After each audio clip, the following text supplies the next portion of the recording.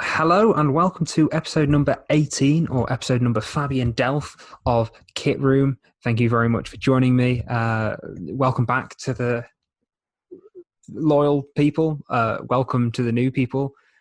I always ramble at this part. I don't know why. I really should script it, but that'll come in the future. I will just throw it over to the guest then. So, my guest, if you'd like to introduce yourself, who are you and what do you do in the space of football shirts? I'm Tom. No, I'm Tom. I run Circa88 football. I basically sell football shirts, and I try and source some out there shirts from all over the place, such as that one. With your Well, quick Betty, go on. with your quick introduction then, was that when you said to me you were going to do the interview like Erling Haaland's interview, where he just gave very blunt answers? Maybe. So Yeah. I really interrupted you. What shirt is behind you, and what shirt are you wearing? No. You did. That was really rude of you all. No. That shirt behind me there is 95-97 Real Betis away, which sold yesterday. I deliberately didn't send it out today because I wanted it featured on here, just because it's just an absolute banger. The shirt I'm wearing here, let's watch out for the crotch shot. There we are. Ooh, is the Necaxa 2019-20 home shirt made by Charlie Football, who are a large supplier or manufacturer based over in Mexico. Useless bit of information for you. They first started making shoes because in Mexico they couldn't the license for Converse shoes wasn't given for that country. So Charlie started making the shoes, and then they ventured into the sphere of football shirts, starting with I think Club Tijuana, Dorados to Sinaloa, who Maradona managed. Really good Netflix documentary, Maradona in Mexico, fantastic. And yeah, I think they started doing football in about 2014. So here it is. It's I don't know if you can really see it. Yeah, I could go close. There we go. They've got some really nice intricate details on there. It's not the most expensive shirt you're ever going to come across. It's not necessarily a Grail shirt, but in terms of the different elements it features, such as the sublimated pattern, you've got the what would I call this? The text. I'm going to say textured badge, vinyl badge. Okay. It works. It's something a bit different to the European scene. And I see there you've got a rather nice Eintracht Frankfurt shirt, which I notice. Well, yeah, I was about to get to that. First off, the Kappa shirt. The Betis shirt. What size was that? Because I've been after one of them for a while. So if it's in my size, I'm not going to be best pleased. That was a large. Oh, okay. I'm not best pleased. I am wearing the Eintracht Frankfurt 1993 to 94 shirt, and you ask, "Hey Ollie, why are you wearing that shirt?" And it was because at first I was wearing the one behind me, which is the 16-17 Yeah, Sheffield 16-17. Wednesday Yeah. away shirt. It was the 150-year one, and I'll get to that and why I own that in a sec. But I remembered that I bought this from you, so I thought, here's some free marketing for you. So Exactly. given I want to start collecting, That's hot. I want to start collecting 90s Bundesliga. So wunderbar. But the reason I own that is I think it must have been October 2019. I did an episode of Kitted Out, and I spoke about this in my last episode.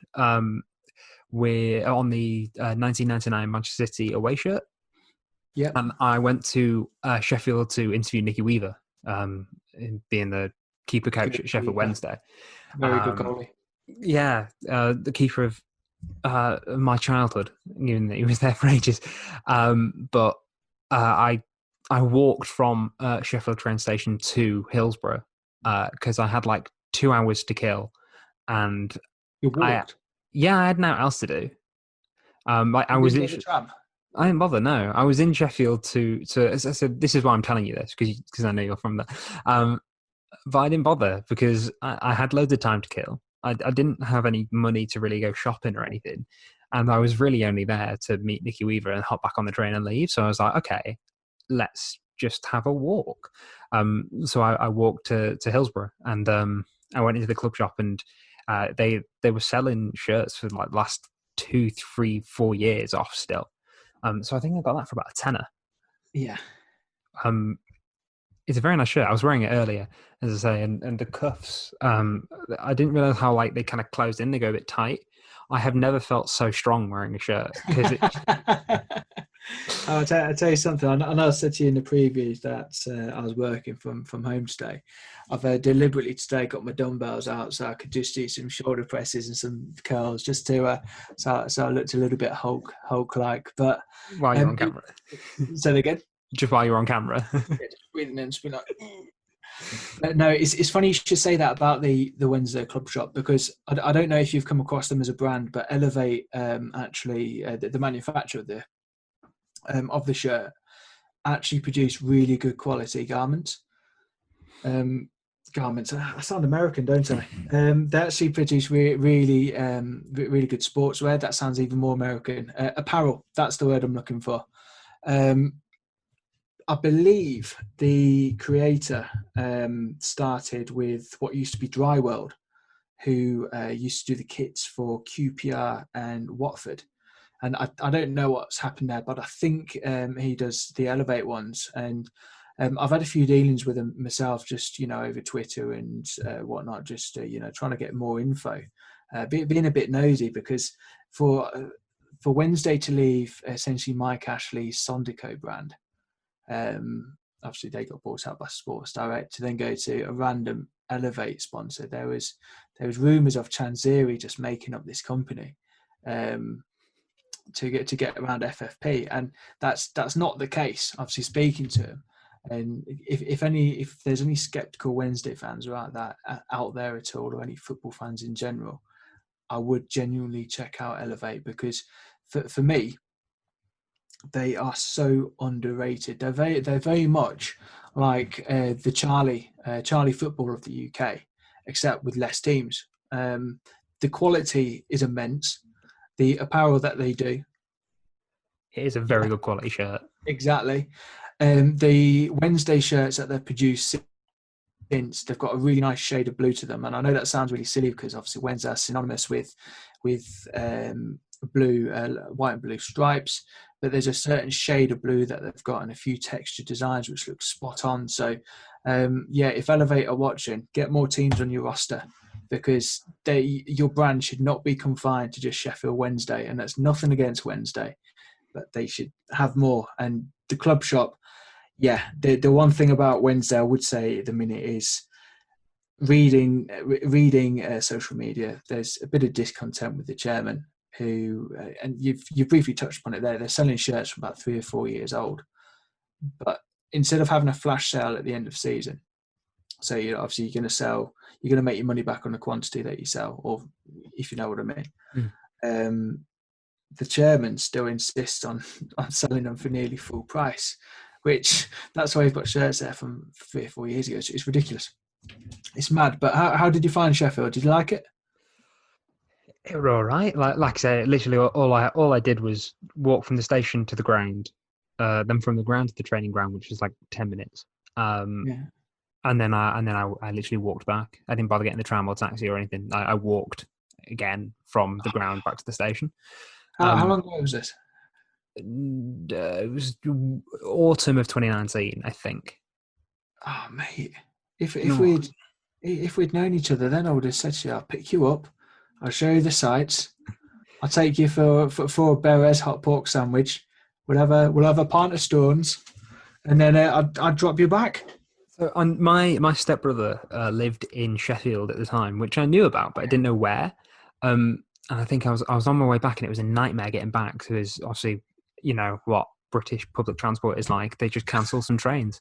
So I think I got stranded somewhere for a bit at one point. Managed to get home, obviously. But yeah, I was on the phone to my dad like the next day. He was like, "Oh, so where'd you go?" I told him where, and he's like, "Yeah, you would have gone straight past my stepbrother's house." And he's like, I think I just walked on his doorstep and didn't realise, because he lived around the ground. That's amazing. Pretty funny.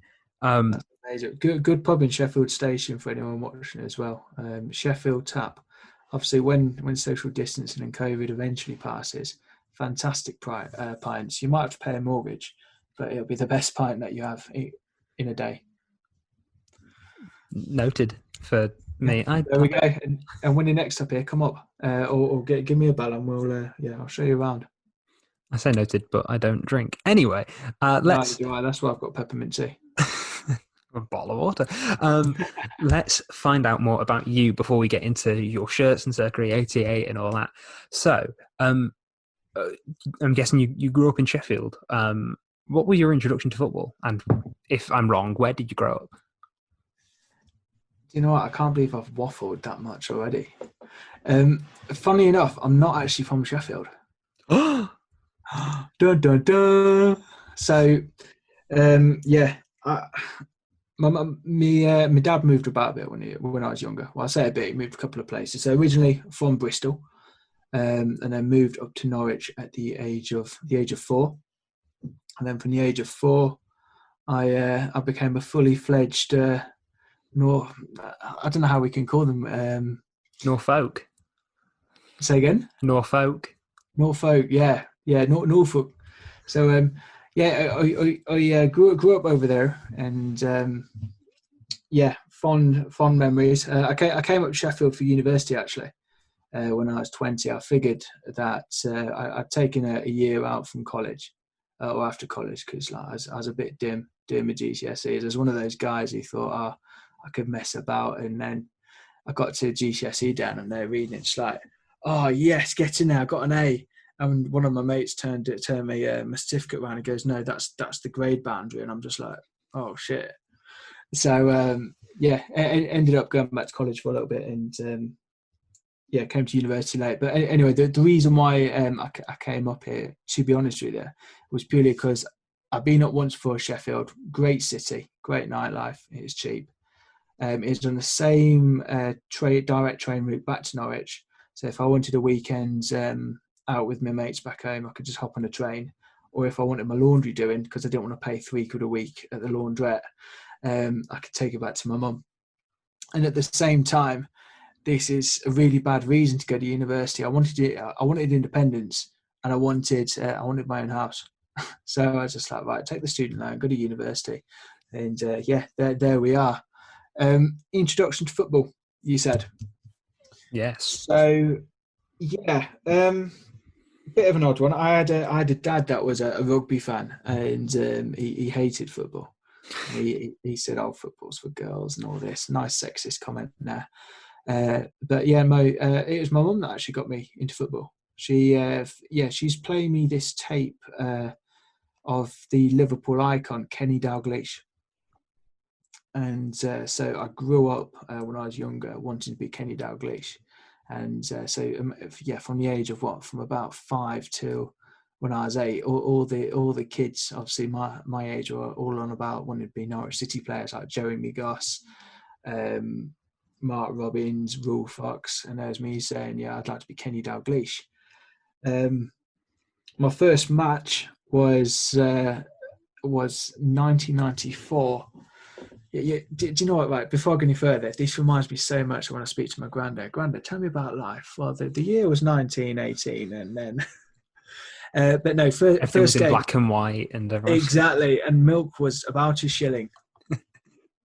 So, but yeah, no, first game, Norwich versus Notts County in 1994. It was a League Cup game, and I absolutely cacked myself because I'd never been out anywhere where there's that much noise. I was on what I thought at the time was a really steep terrace, but it wasn't. It was the upper story, upper tier of the Barclay, which was the quite noisy section. I went with my Beaver group at the time. The goal scorer that day was a young Darren Eady from the penalty spot, flying winger for Norwich, and he cemented his place in my heart forever. Confuse you even more though, mate. I'm a Leeds fan, but I go to see Sheffield FC, the world's oldest football club, when COVID's not here. So it's a bit messy, to be honest. Try and untangle that one. So I knew you went to Sheffield FC because we've followed each other on socials for a while, so I've been aware of your allegiance to them. I stalked you. That Can I just say, by the way, if you can hear a baby in the background, my 2-month-old is just being told she's going to bed and she's having a nappy done. So, yeah, we can warble over that. I have no excuses. If you hear a baby in the background, ask questions because it's alarming if you do on my side. But yeah, that is a web. Yeah, the whole reason why I haven't gone to Leeds recently, and I feel like, you know, I do feel a bit shameful saying I'm a Leeds fan, because someone that hasn't been for years, you can't really say that you're a fan. But here, for me, my mates in Sheffield are all Wednesday United, so I'm one of these guys who there's nothing worse than going to football on your own, really. So I wouldn't want to pay X amount to go up to Elland Road, even though it's beautiful, the atmosphere is amazing, and I'm going to get called out for being an awful fan here. But yeah, for me, I'd rather spend a little bit less, go to a non-league club on my doorstep, and it helps having the world's first here. And then it's no way directly helping Leeds as rivals or anything like that and put money in their pockets.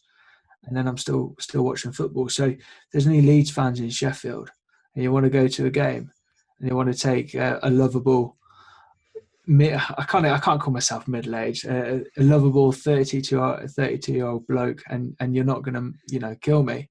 Get in touch. Get in touch. Even if you would kill him, just get in touch and we'll see what happens. But exactly, no, we'll vlog it. So I'm trying to think. There's been a few times where me and my partner both have season tickets for Manchester City, and if I can't go, then I'll give it to her and she can take a family member or friend, and vice versa if she can't go. A lot of my friends either don't like football, or when I tell them I have a spare ticket, it's too late. They've got other plans, so I tend to just give it away on like Twitter or Reddit and be like, hey, I know there's some City fans who live around the ground who can't go. Is anyone free? So I've never been on my own, but I have been to a concert on my own, and that was very depressing. But we won't get on about that because it was a very bad experience. Anyway, so football as a kid, did you play much, especially with your dad being a rugby fan and saying that football was for girls?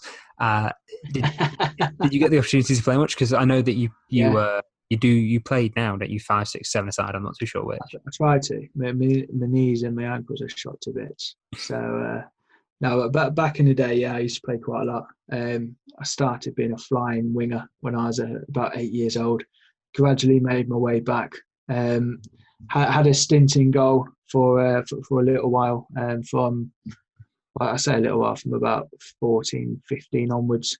And then I realised at about 20, after a few goalkeeping howlers, I didn't really like it anymore. So I still play a little bit now.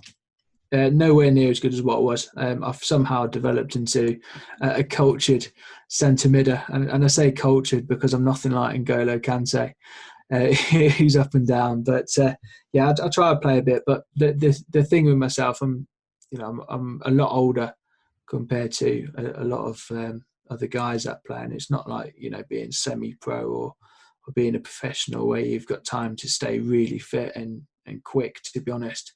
So someone that I thought I could have taken on about even 2 years ago, they just go zoom past me, and I'm just like, oh no, it's time to retire. I've already retired once for the team I used to play for, and they called me back in a short 1 week, and I played all right because it was only because it was one half.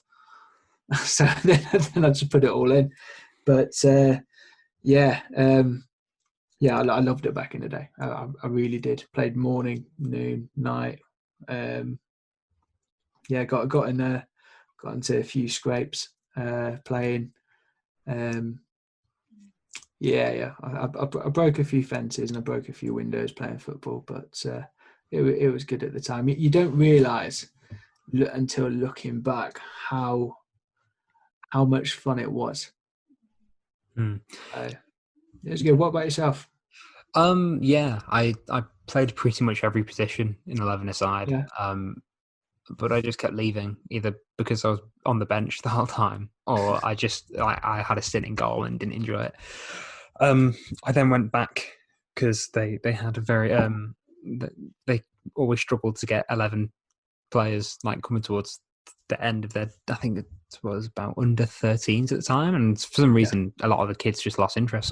So I went back then to finish off that season, and then they folded. Played a bit of six-a-side, but since moving to uni, I've not really played much. So I moved to Birmingham in 2015, and I've always lived around the city centre, and it's strange given that how many football hubs there are around the city, both Premier League teams, Championship teams. In and around the West Midlands, the city centre is diabolical if you want to play football somewhere. But exactly, you're on about breaking windows and stuff. I'm one of six, so I have a twin and a little brother. And when we moved into the last house that I lived in before moving, I think the first day we were there, we kicked a ball over the garden fence and broke a greenhouse for the neighbours. Yeah, pretty much. And they were, they were actually really nice about it, because they were like, "Oh, it reminds us when our kids lived here." So like they knew the price, they knew exactly where to get the window panes from. Like they had it all sorted out already. Smash some more. Why not? Yeah. Well, when we were my flowers as well. Smashing, both literally and metaphorically. Yeah, literally. Going back to what you said about living in Birmingham Centre, completely agree with you about the accessibility of trying to get to a football hub, or say like a five-a-side centre, or even 11-a-side, because although Sheffield is the centre, and as a city in a whole is about 3 times smaller than Birmingham, it's still a pain to get to a football pitch. Like for me at uni, and I was playing, we're really fortunate. We actually had a 7-a-side pitch, full 4G with the rubber crumb attached to our halls. But then they locked it because it kept getting vandalised. And then the nearest place was by the train station where you were, and it's a 2-mile walk, and it was just a nightmare. And so there needs to be more football stuff in the inner cities. It needs to be more accessible. Definitely, because there is people will play, they just don't have the place to. So even so, like I've never been myself, but I've seen on YouTube clips of South America and like Rio de Janeiro in particular, in the favelas. And I'm not trying to compare the UK to favelas. I'm comparing Birmingham to it there. You always seem to see an area, just a courtyard or something, where there's a football goal, even in the city centres, even down Copacabana Beach. You see it all over the world, but I think we all know the reason why it's not so prevalent in this country. Obviously, it's all about town planning and money, but it'd be awesome if in every city centre there was like bang smack, just some sort of facility for for people that live in those areas to take full advantage. Because wasted space. And the last thing we'll talk about before we go on to Circa88 is your kits. Well, as a kid, did you get many kits as a kid? And I knew you were going to ask this. It's quite obvious, obviously, selling kits, isn't it? I kick myself looking back at the kits.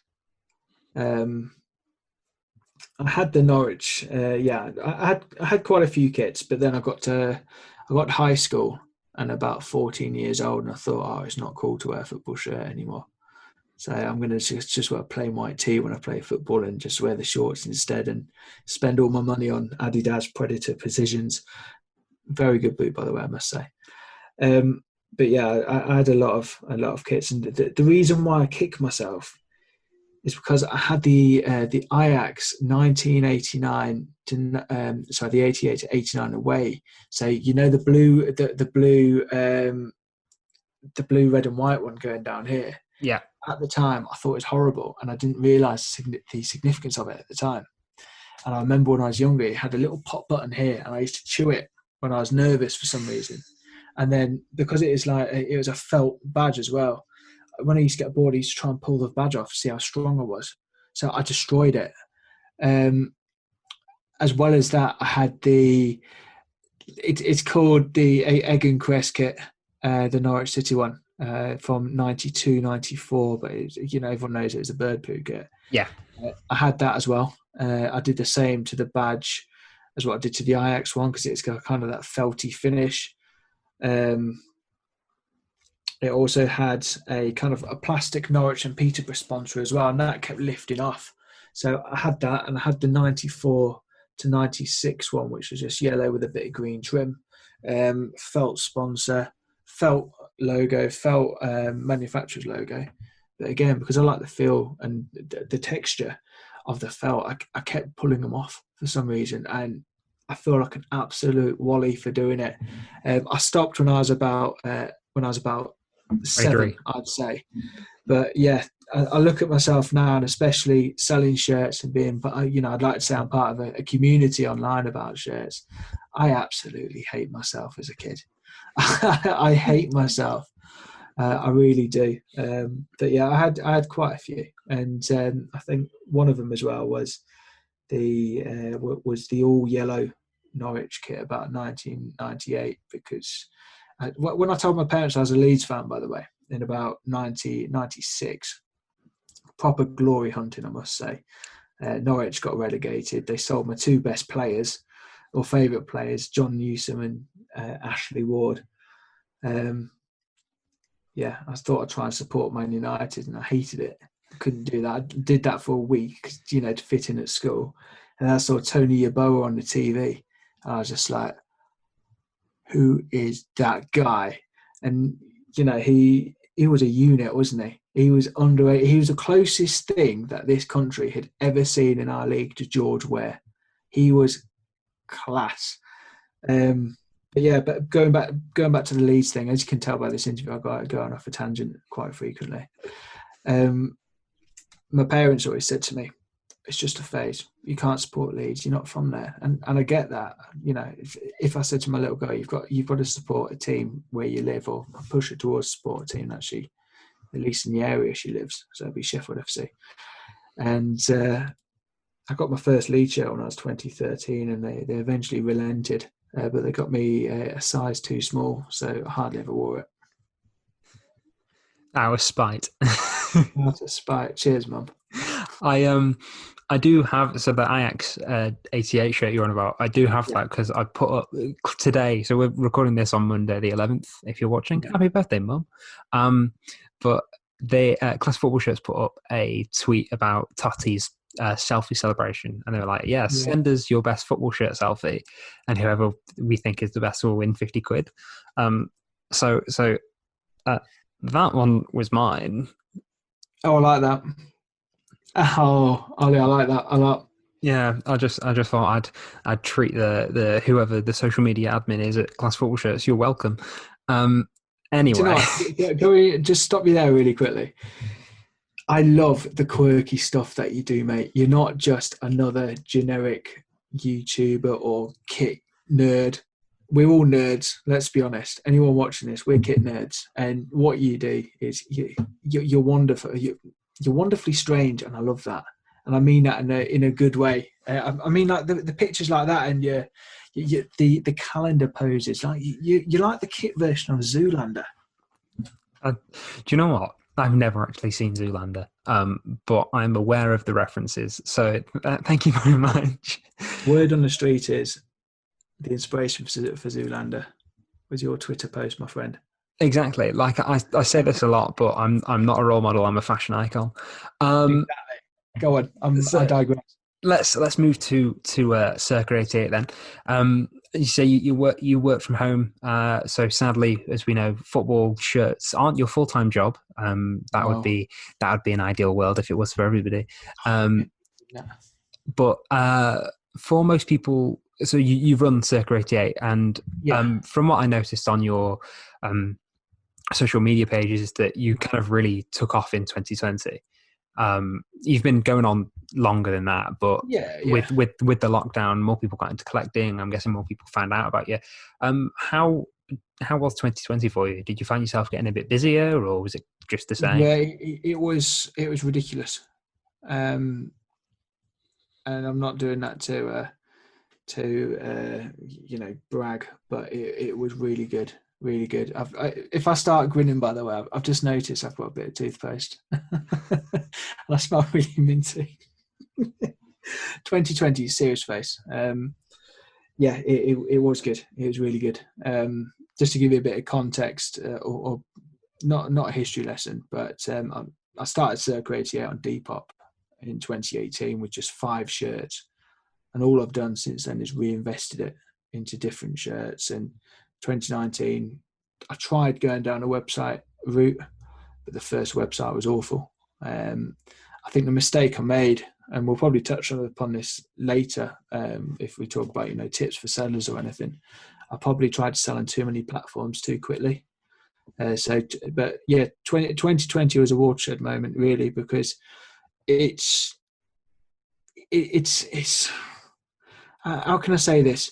As a seller, you always want to make as much as you can from what you sell and profits and all that. But for me as a human, I generally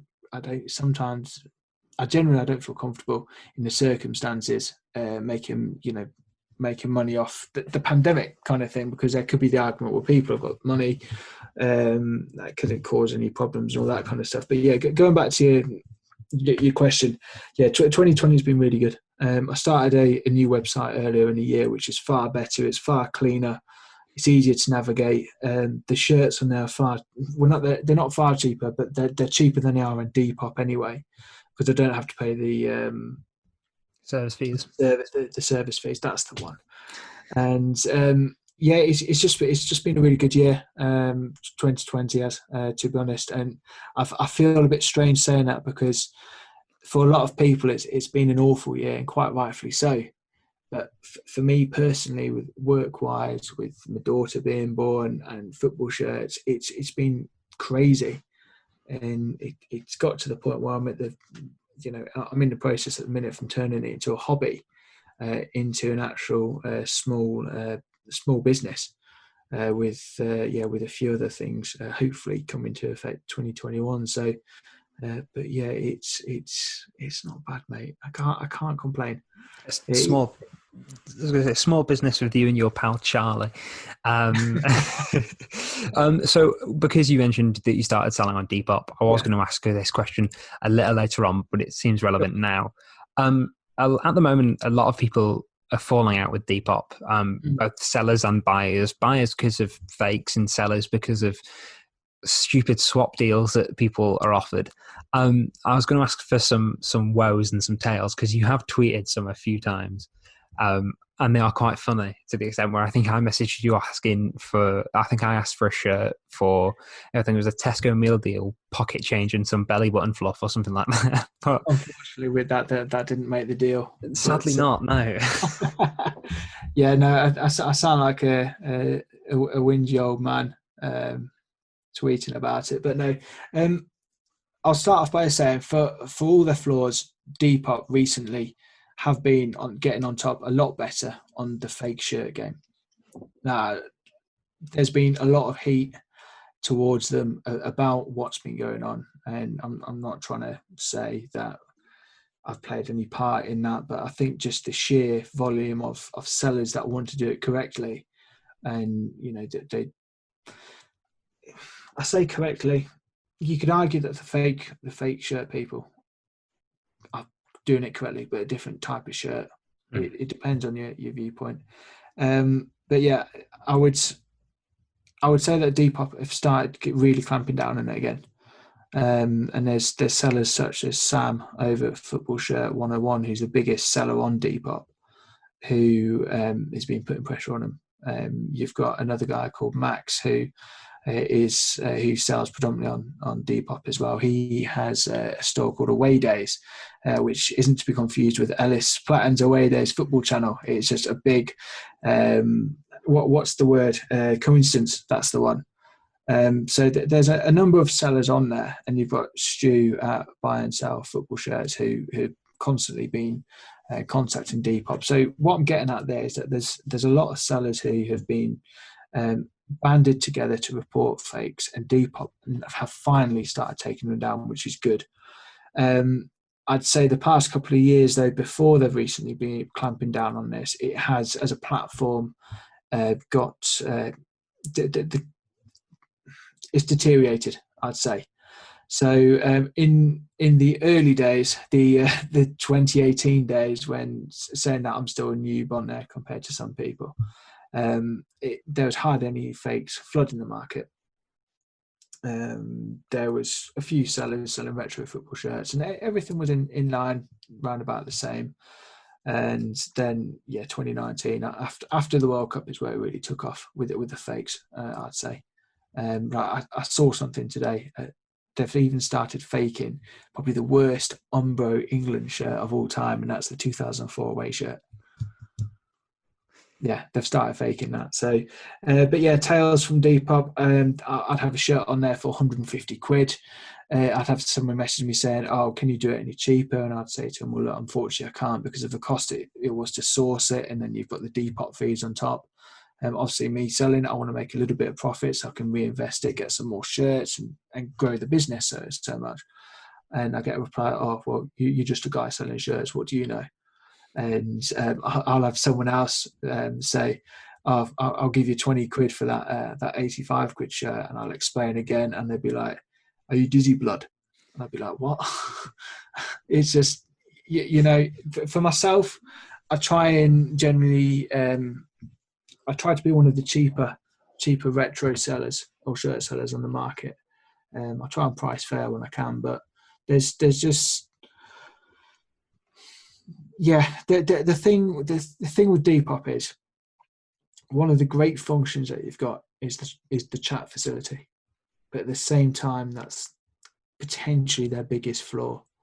I'm not saying that they should censor it because we're not in that kind of state yet. We're getting there, but not yet. We're getting there. We're nearly like East Germany back in the day, but it's a good place to start out. It's a good place to start out, Depop. But take it with a pinch of salt. And if you have the opportunity to have a consistent amount of shirts at your disposal, get a website. So with you buying your shirts, do you have a collection as well for you, like a personal collection? I did. You did? I did, but I don't so much now.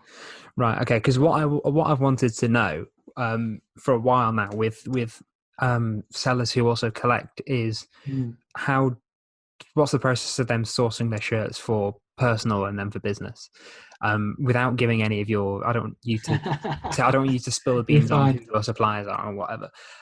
But what if, let's say, you were still? That's who it was. Oh, okay. But yeah, what is the process of you picking what to sell and then picking what to buy for yourself? And I will, if I ever get the chance to interview Doug from Class Football Shirts for this series, I am going to ask him this. I've never directly dealt with Doug face to face. I've had a few interactions with him. I've spoken to Matt at a retro football fair event, which we'll probably get to later on. It's going to be about midnight when we finish this and me rambling. But I must say, for all the flack as a company that they get for their pricing structure, those two are really sound blokes. Really sound blokes. So yeah, they get them on if you can. So personal collection. Before I started selling, I got into getting a few, for me, a few Grail shirts, we'll say at the time. Trying to get those old Norwich City shirts, some old Leeds shirts, and that kind of thing. And the best one that I got was the 93-94 Norwich purple and yellow away shirt, which they wore in the UEFA Cup run. And unfortunately, I parted company with it when I started Circa88 for a few reasons. The missus wanted space in the wardrobe before we got married, and that was one of the terms. You've got to get rid of your collection. But little did she know that when we would move house, I'd have a whole room dedicated to football shirts as a seller. But How with the my tables collection have now, turned. exactly. And do you know what? She actually encourages me now. It's brilliant. Even though I'm here in the nursery at the minute. Pink curtains go fantastic. Dusky pink curtains in a football room. Can you imagine that? Now my collection, I generally ask family members to just source me a retro or like a random football shirt at Christmas or my birthday. I will grab a couple if you want me to show you. If they're easy to grab at hand, then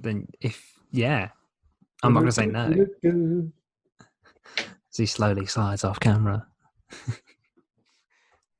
Oh, he's back. It's like that interview with. Do you remember that BBC journalist?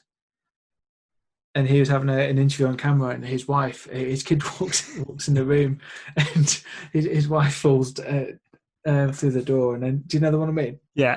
With the kid walks in, drumming something, and then exactly, it's hilarious. Right, so here's one of them. What this is like in my collection as such. I've got no real shirts of tremendous value, but I do like these. So this was the Venice shirt from, I think it's 2018, 2019. I don't know if you can see it at the camera with the vinyl effect logo. They were taken over by an American consortium a few years ago, I think, when they went bust, the original Venezia. And they introduced this bolder colour scheme, I'd say.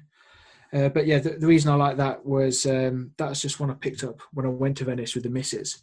Really nice holiday, and traipsed around Venice. She thought she had seen the sights, but I was trying to find a football shop. So little did she know. But useless fact for you: if ever you go to Venice after the pandemic, for every football shirt you buy in the football shop, they give you a free ticket to their game. Ooh, I like that. Yeah, because their attendances are that low. Another one. Maybe West Brom should do that. Boing, boing. Another one is the Werder Bremen shirt from, I think this is 2018-19. I went to the Weser Stadion, which is their home ground, this season before, because I quite like to do trips around Europe every so often. I try and get one a season in. Now, when I went to see them play, they're still with Nike as their supplier, but I got this because I really like the shade of green and how they've integrated the sponsor into the colour scheme as well. That's another ground I'd highly recommend going to. It looks like a spaceship because it's covering solar panels. It's in this really sleepy German city, but it's really accommodating.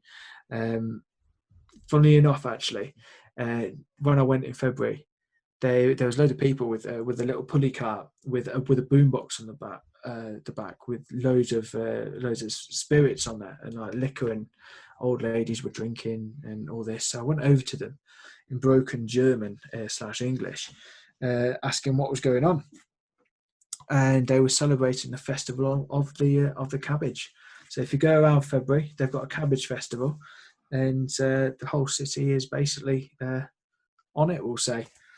Another one is the player fit Napoli shirt from 2018-19 with 2016-17 with Mertens on the back.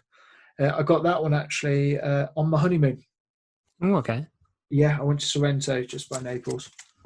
I sold that this weekend because it's a Kappa combat fit large, and I'm a large normal fit. So someone else gets some good use out of that. Got two more just to show you really quickly. So this one here was made in 2017, and that is Sheffield FC 150 years as a kit. We'll give Classic Football Shirts some advertising on there. Whoa. So the elements I like about this, it's got a lace collar. You've also got, they like to say yours in football. They've got that on there as well, which is quite smart. But this is probably my favourite thing. You've got the coordinates of the actual ground. I don't know if you can see that. Can you see? Vaguely can see where it would be. Yes. Yeah, the gold trim. But this is a design based on the original kit used by Chef FC, which was obviously Quadrant. That season, Joma, is it Yoma? If I'm Spanish, Let's anglicise it, Joma. Joma. Joma shirts generally fit a little slender, we'll say, than others. But they really hit it out of the park with that one. That wasn't actually used in a proper game, which is a real shame. Because if that graced the home of football stadium, I would have rioted. I would have ran across the pitch in mine. I would have tried to join in. But yeah, wonderful shirt. It's don't really come across many of them. And this is my final one. Obviously, I've got more shirts than this, but this is the Edinburgh City 2015-2016 shirt from when they got promoted from the. I think it's the Highland. It's either the Highland League or Lowland League, and they got They got promoted to Scottish League 2. So it doesn't look like anything special at all, really. But it's because my missus's dad randomly got me it for Christmas, and he was like, one of the only relatives who listened, and he's thought, right, okay, I'm going to do something random and get him a random football shirt. And he's a Derby County fan as well, and he knew that I wouldn't wear a Derby County shirt, so I think that's why he's got a black and white one. There we are. And if he's listening, Mac, that is one of my favourite shirts I've got, and I would never sell that. He got me a Malaga centenary shirt as well the year after. So he's a good father-in-law to have. Bless him. Ticking all the boxes. I like that Edinburgh shirt. I love a good sash, and it's class. That is all sash. So do you know what though? They're both made by Joma. Yoma. I love that. The thing with them, they've got such potential to be an awesome shirt manufacturer. Like the designs look good, but I just don't. I don't feel like they've kept up with some of the smaller independent brands. Like you look at Hope and Glory Sports, the stuff that they're knocking out at the minute. Yeah, they eclipse Joma. Yeah. So, I don't know, because Joma kind of fall in that bracket for me. They fall in the bracket with like Jacko and Macron, and there's so many where they're all kind of just there. Everyone knows they exist. No one knows what the sizing is. Yeah, it's with Macron. I had a really nice Union, a couple of really nice Union Berlin shirts when I went a few years ago, and design-wise they looked okay, but the quality of the fabric was dreadful. I think they've improved from what I've read and what I've heard, but I've been put off by Macron from like that experience about 5 years ago. So I tried playing football in it, and it just got really heavy.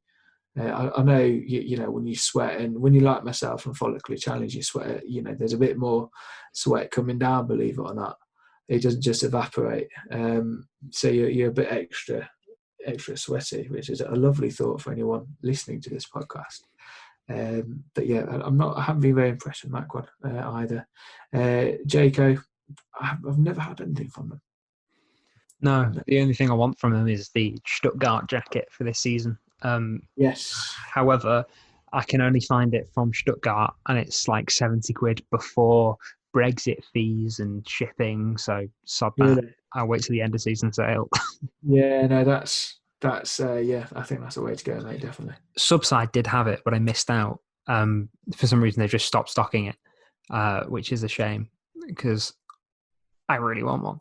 I really like Subside, mate. I've never, since getting into buying and selling shirts, I can't look at a shirt anymore and think to myself, "Ooh, I'd really like that." Which is why I've got some shirts from Memories, because I know that I wouldn't just see them and be like, "Ooh." But yeah, really appreciate how they list their stock. I think the way they do their social media and their images, they take a lot of time on it. I haven't been on there for their stock or anything at all, but just going on how they go about themselves. I don't even know much about their pricing, but yeah, how they do their images and present themselves. I really like that. It's something to aim for. No, it's good pricing from what I've seen. I like how they specialize in newer shirts, but they do have that vintage retro Yeah. section to it. And from what I've seen on there wasn't much in my size or what I would have wanted, but the sizes, the prices seemed very fair for what they were. So check out Subside. So there's a lot of people's homework on here. They need to check out Circa88, of course. Of course. We've given Subside a shout out and Classic Football shirts. Who's next? Oh, you Football 101 as well. Yeah. Do you know what? I'm just name dropping. See, that's the thing for me. Right? I'm going off on a tangent again. And this is, I don't know how you're going to trim this down, Ollie, mate, to be honest. Leave it. Yeah, just leave it. Well, someone will listen to this. For me, I don't get parts of we'll say the kit community or whatnot that's kind of exploded over the past year or two. I don't get why some that, you know, that, well, there's a bit of cattiness at times between sellers and brands and whatnot. It's needless. We're all supplying a service. Just go about your own thing. And end of the day, your product sells itself. As long as it's presented right, it's something in demand. And you're not shafting anyone. Can I say? Yeah, I've just said that, haven't I? Nuts. Sorry, Mum. If you're not, if you're not overcharging or taking advantage of it of people for that, I just just go about it. Yeah, I don't know. It's I've never really got myself involved in the selling side. Apart from to you, I think I sold you a couple shirts, but Yes, you did. no, I very very rarely do sell. They'll be online this weekend, I must add. Yeah, check them out, guys. There were some nice shirts, some really good condition too. Yeah, really really good person who looked after them. So going back to your store in Circa88, you've recently launched Club 88. Yeah. What is Club 88? I'll be honest with you. I was listening to. I was trying to settle my daughter, and I thought I'd play her a bit of Wham, and played a Club Tropicana, and I just thought Club 88 shirts are free. So, no, but basically, what I wanted to do was it is a glorified mail list. I'm not going to lie. It's not to spam people though at all. So what I'm trying to do this year is to Sell their data. Sell their data, of course, and make money off that way. But no, how can I say this without going into too much detail? There's a couple of things I've got planned, which for people that have helped me grow and have supported me over the past year or so, I kind of want to give something back. And it's not going to. How can I say it without sounding spammy? You've put me on the spot here, Ollie. I should have really prepped my answer. I basically want to do some more collaborations, right, with other companies. But instead of sending out, right, you can get this offer here or you can get this offer here, I want to approach them and be like, look, let's work together. Do a couple of giveaways. This is what my people. I sound like a cult leader, don't I? Join Club 88. Join us. These are my disciples. Exactly. So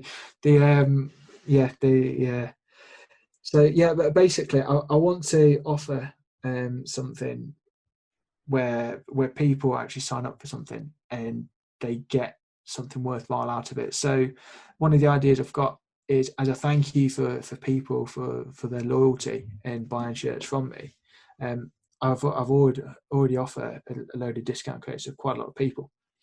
But for people that are part of this, I want to do it a bit deeper.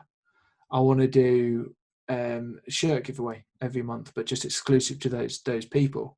I want to team up with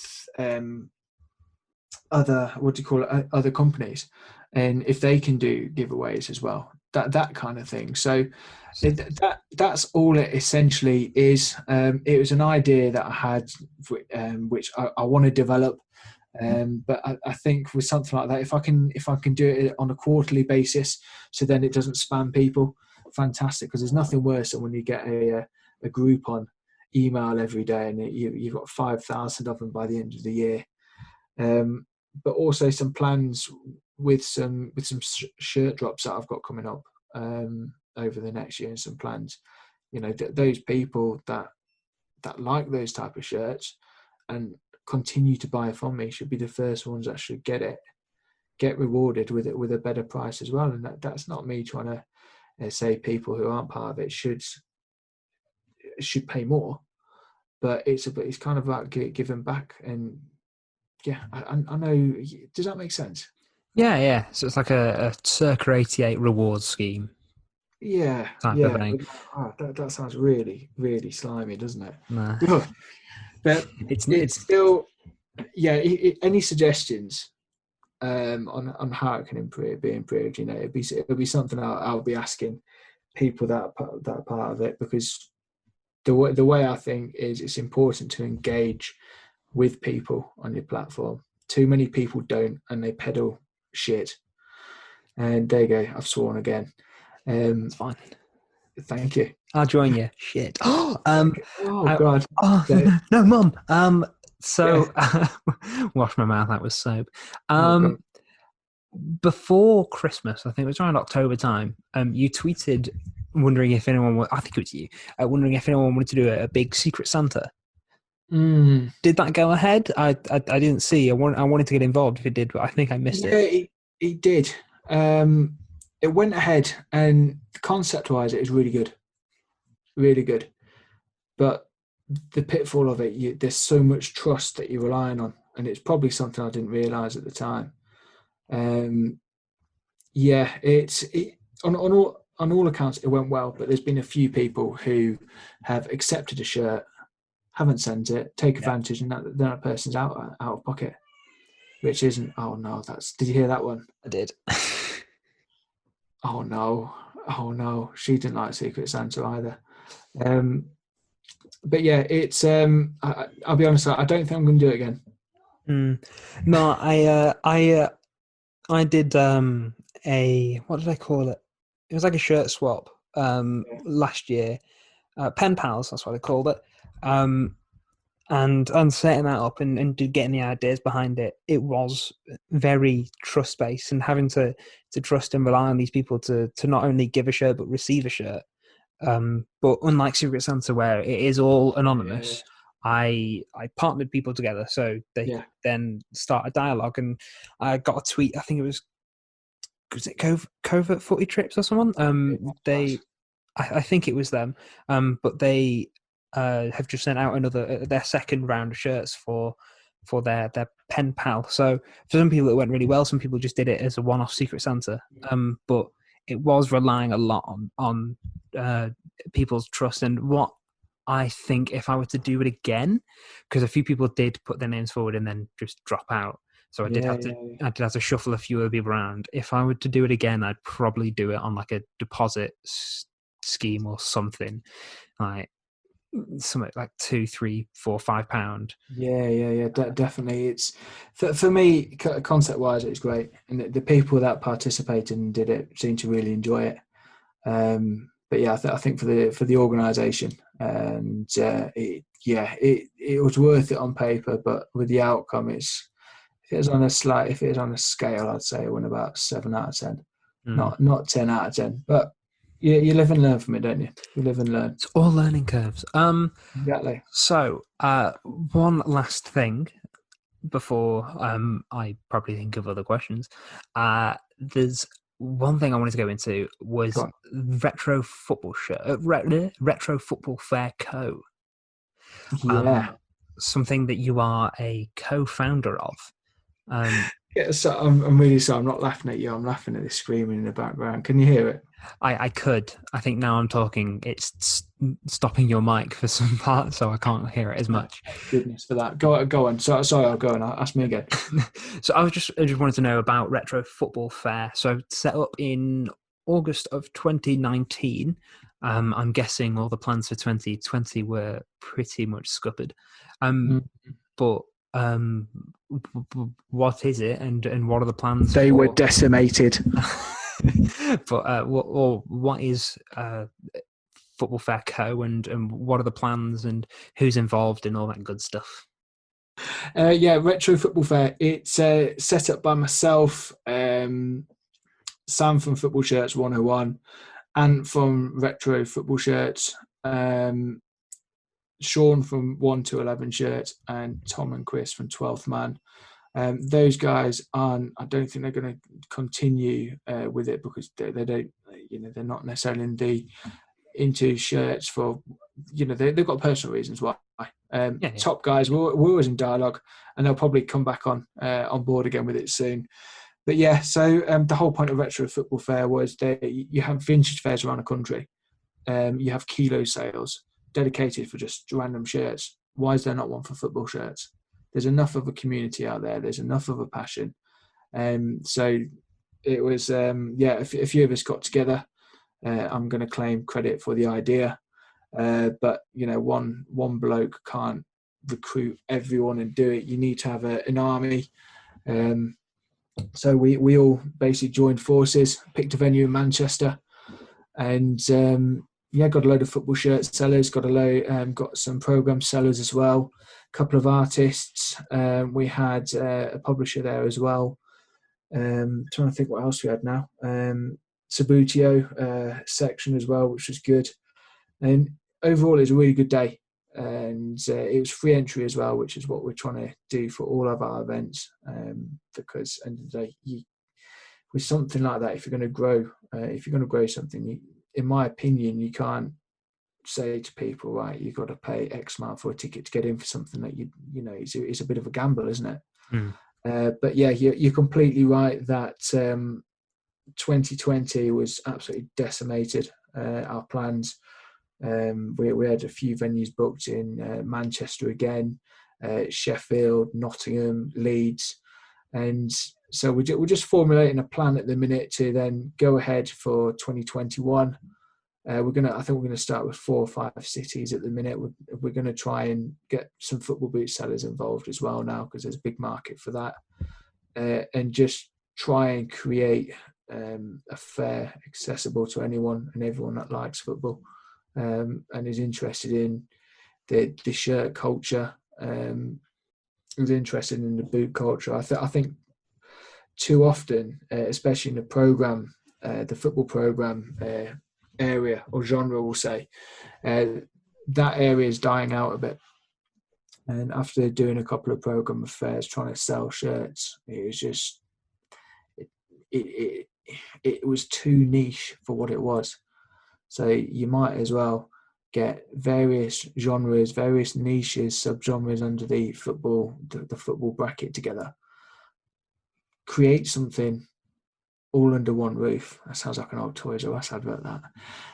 And, people that might not have experienced or been aware of a sub-genre of football or realise that there was a community there or interest, that subgenre can benefit from the exposure. So I'm going off on a tangent again, but we're planning for hopefully 4 or 5 cities for that 2021, mainly around the north and the Midlands because of where we're situated, but there's been interest further up north, there's been interest down south, and across the water over in Ireland as well. There's been interest in Wales, so the support's there. We've got the sellers ready to go. We've got a couple of the venues ready to go, but it's just obviously with what's going on with the pandemic. So that's Retro Football Fair in a nutshell. One thing I did want to try and do this year was also a retro 5-a-side tournament. Oh, yeah. My interest is piqued there. Yeah. Oh man, I don't think I should have said that, but anyway, So basically, I wanted to try to find quite a central area for everyone to travel. Could do a north versus north and a south one, and try and incorporate a fair along with a 5-a-side, or we could have just a retro 5-a-side with some live music. But you can tell that we haven't really gone down this route yet.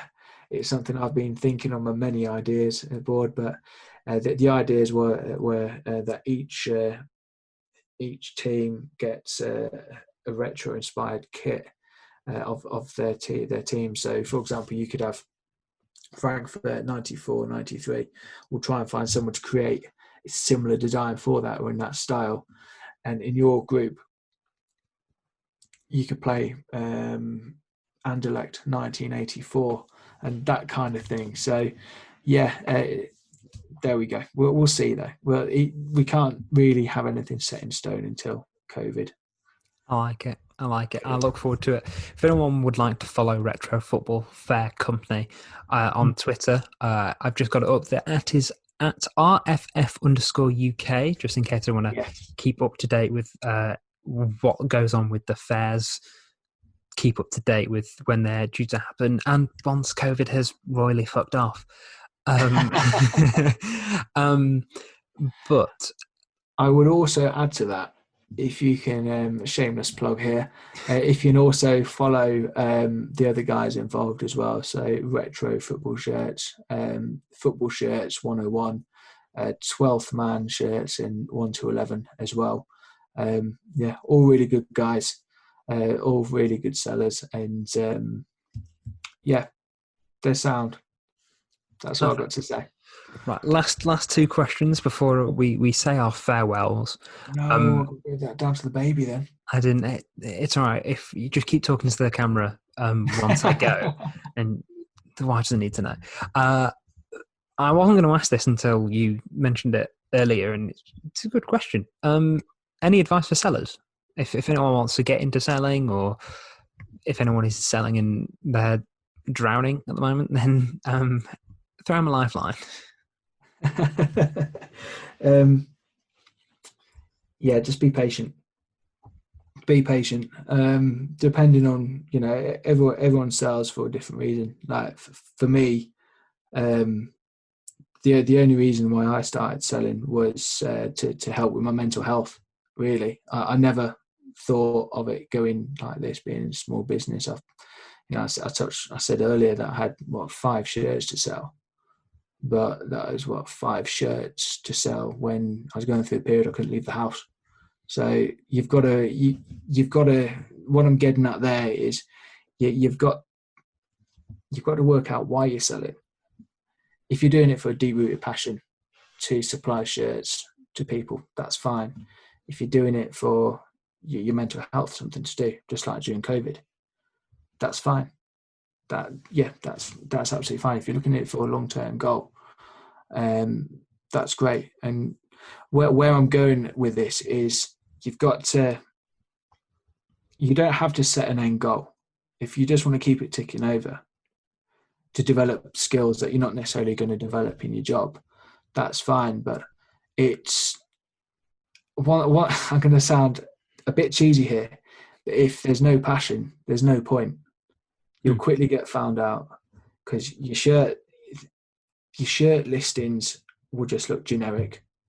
You'll tell that you don't care about the shirts. You just buy them from somewhere. You don't wash them, and you don't take any care taking a photo of them. You've got to show some sort of passion to do it, because it's very easy to navigate into different waters. But I would also say work out the passion. Take time with your pictures. I'd like to say, on my website, I've got some good pictures, but they could still be improved. My lighting for me is too dark. You look at people like Colt Kids, their backgrounds are superb, absolutely incredible. So, and finally as well, I'd just say look to others for inspiration. And I don't mean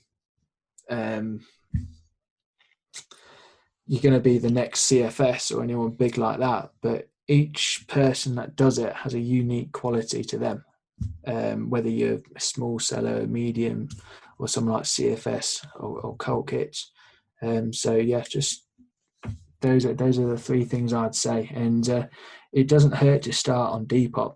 But a final one would be don't spread yourself over too many platforms.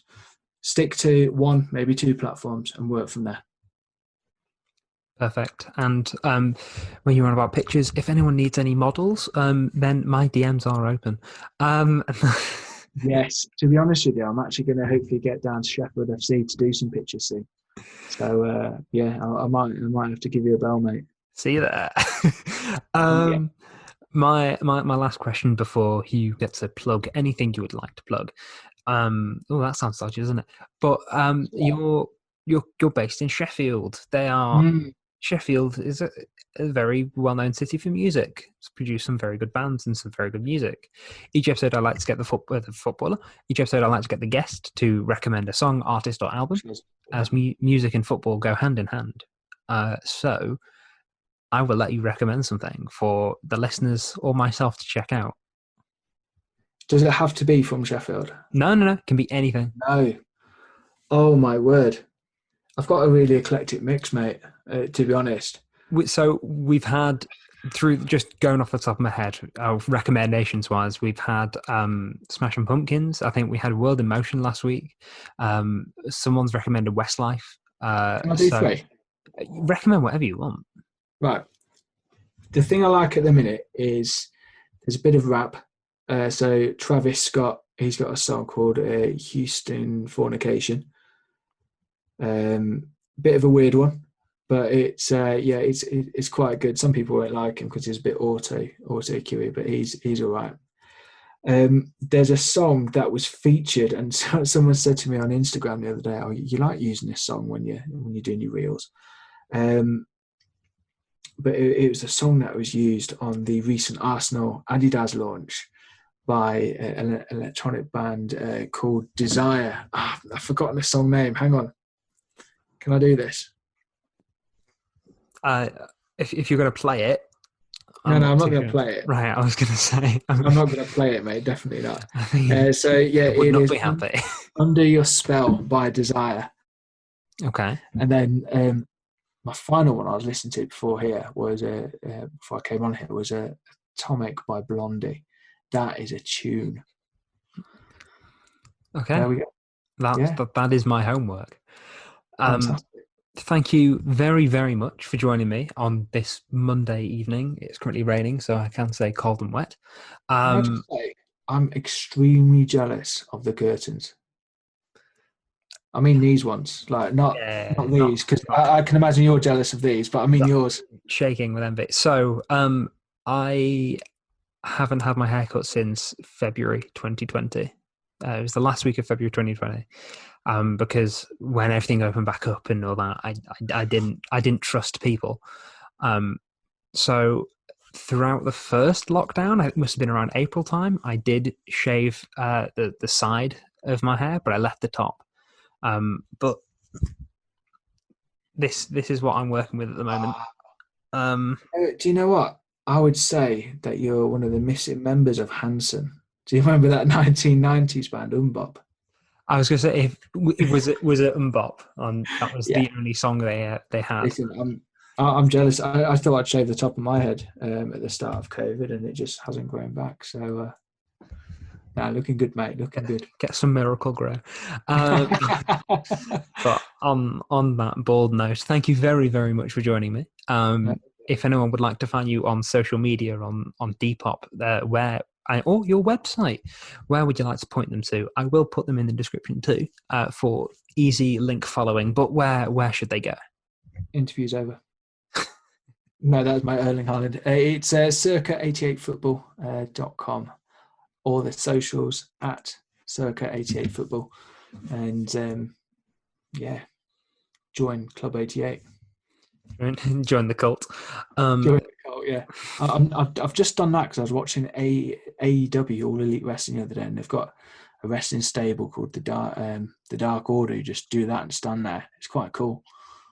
Join Club 88. I feel like I need to join now, so it's worked. But thank you very much for joining me, and to the audience, thank you very much for joining us on this episode. I think we clock in at about an hour and 15 minutes. So thank you very much for sticking around if you have for this long.